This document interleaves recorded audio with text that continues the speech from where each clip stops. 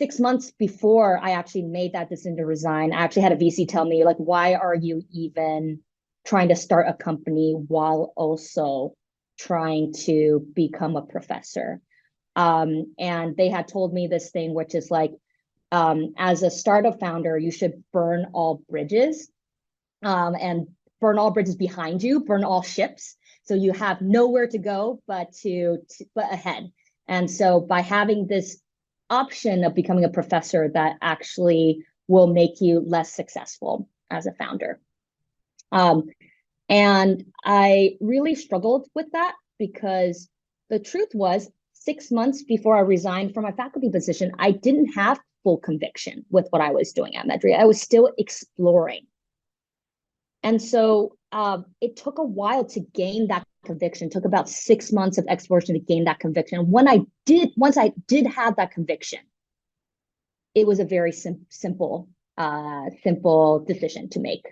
And I think that question of like, how do we gain conviction is a better way of thinking of it than instead of framing it as optionality versus commitment. I think in Silicon Valley, there's a lot of this conversation against optionality. I mean, Peter Thiel talks about how life is not a portfolio. Entrepreneur cannot diversify themselves. But I actually think optionality allows you to explore sometimes and explore different options. And if you're intentional about your exploration, instead of just chasing out the optionality for the sake of optionality, if you're intentional about the exploration, you can actually use that as a way to gain conviction towards the path you want to take.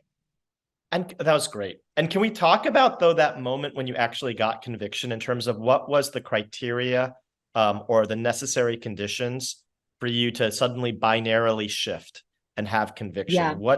And especially because I think many students are wrestling with whether or not their idea is good enough to actually have and I think there's two convictions. There's sort of the conviction of time when you actually decide to focus your time on it. And then there's the conviction where you know that the company is going to succeed. And maybe we're not there yet, but for that first conviction moment, when you after 6 months, when you had the conviction to then dedicate your time, what happened? What unlocked at that moment to give you conviction? So I think the truth is conviction is going to look different for every single person.